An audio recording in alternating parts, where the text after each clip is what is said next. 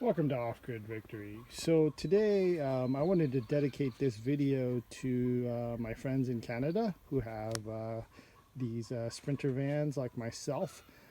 And they're great vehicles. You know, you can move a large family with them, and they're just great for hauling a lot of stuff. But they're not so great in the great outdoors, especially when it is very wet and very muddy.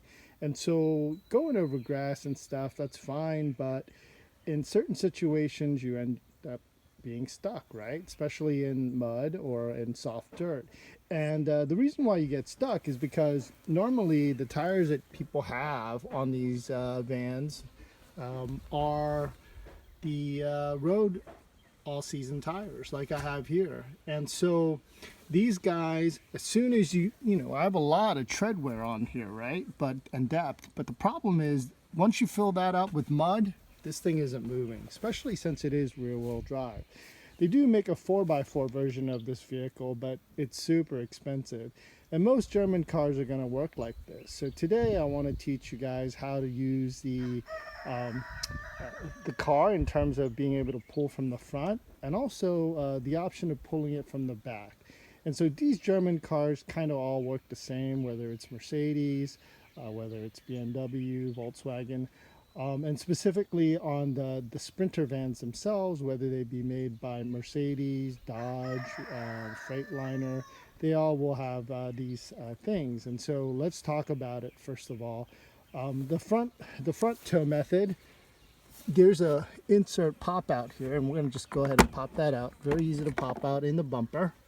And the thing you're going to need there is something called a tow eye or a tow hook. It's not really a hook, but what you can do is you'll find it in this toolbox here under the passenger foot side. And what it has is in there you'll have a jack, and a jack wrench, as well as this guy right here. And so this is called, like I said, a tow eye. If you don't have this in there, I strongly recommend you get one. These are relatively inexpensive at aftermarket. You could even get that'll fit, but you will need this. The other thing you will need this for a front tow is this guy right here, and it's a 3/4 inch D shackle. And yeah, this one's made in China, but it still works well. So what you want to do is you can go ahead and take this pin out, okay?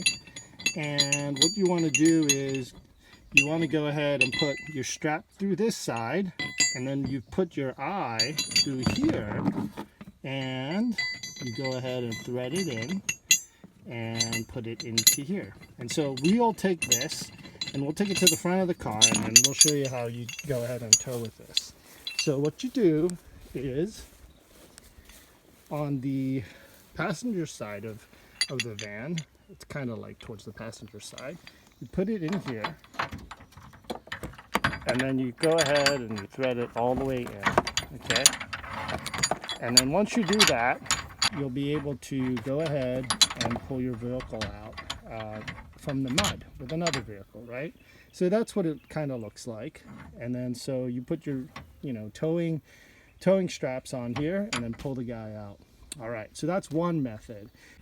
Okay, so once you go ahead and put that tow eye in and the D-shackle in, then you can go ahead and put your tow strap on, and now you can take your car and your van and pull it out of the mud and the muck through the front. And so you can just put the end of that strap on another vehicle and then take it out through the front.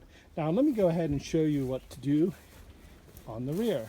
And so on the rear of the vehicle, on the van here, you want to utilize a hitch. Now this is a common 2-inch receiver hitch. Now, I know on Mercedes you can get these things standard. Well, they're not standard, but you could have them put on. But in my case, I just used a Kurt hitch here. I would highly recommend that. It's a very affordable and cheap option to do.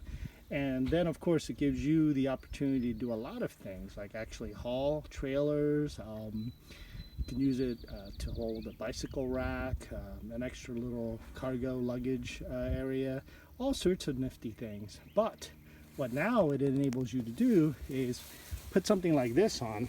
So this is a D-ring shackle hitch. And so what you can do is put it in either in the vertical position like this, or in the horizontal position like this, whatever you want, right? And that enables you now also to pull the vehicle out through the rear.